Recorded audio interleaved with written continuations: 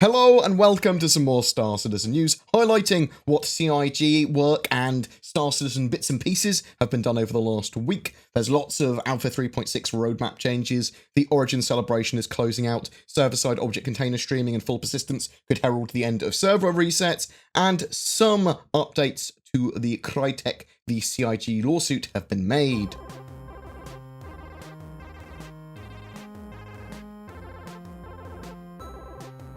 We saw a new CIG Star Citizen show this week, Pillar Talk.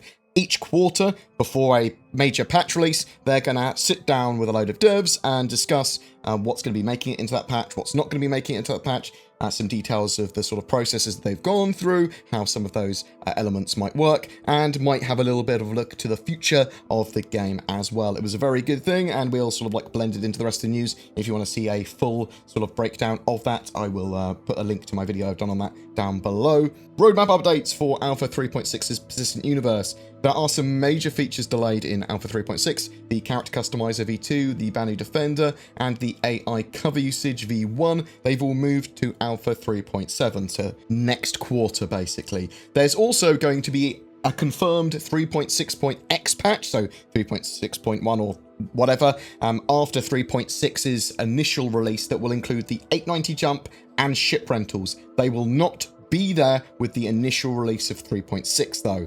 There have not been any delays mentioned in regard to the live release date of Alpha 3.6, so I'm expecting an Evocati phase to start between the 17th and 21st of June personally, and either the 3.6 live or PT for everyone by the end of June, by the end of this month. There is a new feature listed and completed for 3.6, the ship purchasing kiosks, which will apparently allow us to purchase a large range of ships in 3.6. We know that one's going to be at Astro Armada on Arc Corp in Area 18, but beyond that, there may be some more around. And this week's sneak peek in the newsletter was in fact those just mentioned ship purchasing kiosks.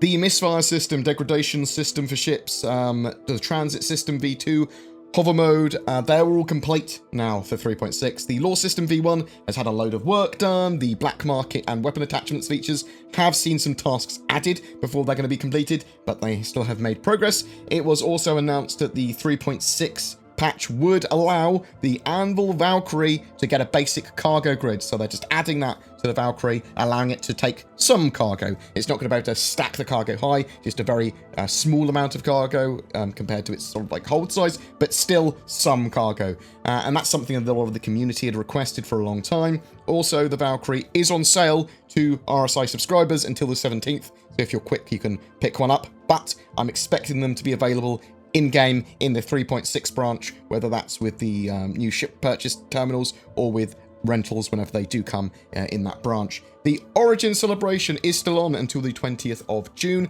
At the moment, that means some exclusive paints are available in the ship customizer for the 300 series, but also the M50, 600i Explorer and Touring and full 300 series, as well as a couple of Origin ship packages are available to purchase in the RSI store.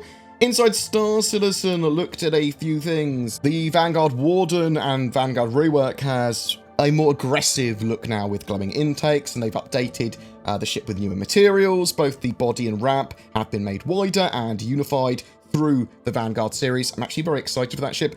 For me at the moment, it's more important how these ships are actually balanced and are they viable and useful in the game more than anything else. Yeah, I'm sure the rework looks great. I want the ship to be effective and useful and make sense. Ship stations will be various and interesting in Star Citizen. They've got a sort of like load of procedurally generated exteriors and variants now, and we're going to see some of those in 3.6, and that's going to be made even better with 3.7. They're going to work on the interior generation for those stations for 3.7 and sort of like then marry the two together. These stations will be massively important for the game, for missions, servicing, and then they're going to have cargo stations and lots of different variants of all the different stations. But yeah, very important. Obviously, space has to be filled with something, and these are great points of interest, and will have a lot of variety.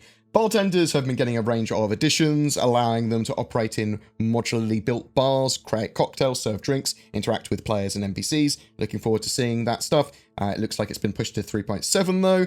Star Citizen Live showed off some wearable helmets in the process of getting them into the game. We're going to be seeing lots of cool items like some of these wearable helmets for RSI subscribers in the future as exclusive solar flare items for them. Pillar Talk. So this was the new show as mentioned earlier. In addition to talking about 3.6 and stuff that had been pushed to 3.7 and some of the features for 3.6, they also talked about some stuff coming later. Server improvements was the main one. Server-side object container streaming is tied to full, or what they deemed here, true persistence. So they should be coming at the same time. Basically, server-side object container streaming allows you to turn off or pause or stand by areas of the server. But they also need persistence there as well, so they can save what's there. They can save all the data of what's there, and then load that back in when a player's nearby, is the idea. So servers much more efficient because they're not going, we have to render the whole Stanton system, or we have to sort of like save all the data on the whole Stanton system and run that constantly. They're able to just go, well, we'll just run the areas where players are, and they can save where the items are in those areas, and are there NPCs there, are the missions being generated there, or whatever. So once they have that, they're then going to be looking at potentially not resetting progression every quarter, so no more resets. And we'll have a lot of progression-based gameplay because of that.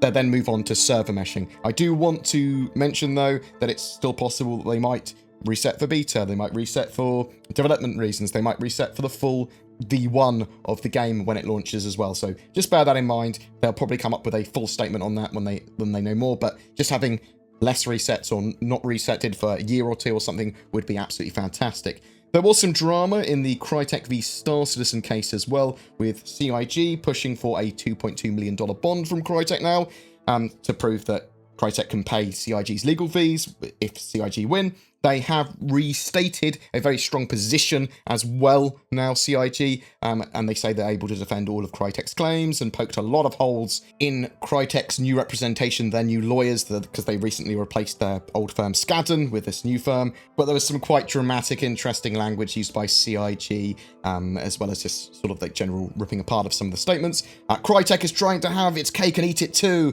and they also pointed out that Crytek is attempting to now say that it's not a money-driven lawsuit. They just want fairness. They want to, if CIG are using their IP or using any of their Crytek code, potentially even if it was actually licensed with Amazon, it's still their code. That's what it sounded like anyway.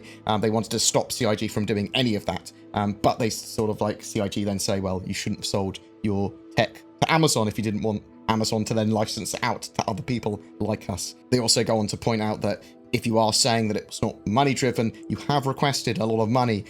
The original remedies you requested were mostly financial in nature, and from my layperson point of view, it does look like CIG are likely to get that bond motion granted, but it also looks like everyone is just trying to angle and leverage for a settlement at the moment. CIG had paid around $400,000 in legal costs by the end of March 2019 already so far for the case, and I assume both parties are just looking to settle this sooner rather than later now, though a trial is listed to take place on the 24th of March 2020 if they do not come to an arrangement before that, and we'll keep up to date with that story.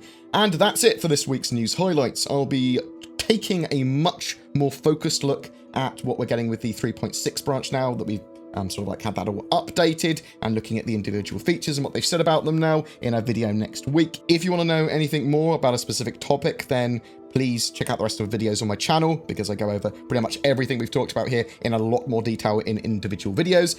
Do you have any questions? Are you excited about anything in this week's news? Are you disappointed with the delayed features in 3.6? Are you just happy that 3.6 is going to have what it's got in it?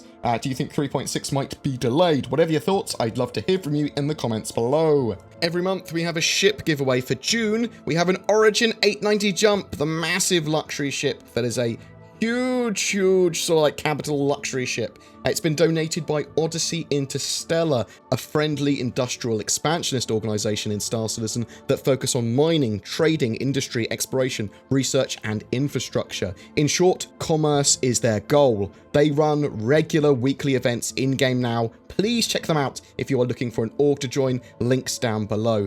There are a couple of services I shield for as well that you might find useful. If you're looking for a VPN, then check out NordVPN. I use it for security, privacy, privacy, and more. It has massive advantages over free VPNs. And if you use the code BoredGamer, you get up to 75% off your subscription. Boom! Also, there is Shadow Cloud Gaming. This is an alternative to having your own or upgrading your gaming rig on PC. It leverages the power of the internet and your own Shadow server that emulates a high-spec Windows 10 PC, so you can play up to 144Hz 4K anywhere with an old PC, laptop, smartphone, or even tablet.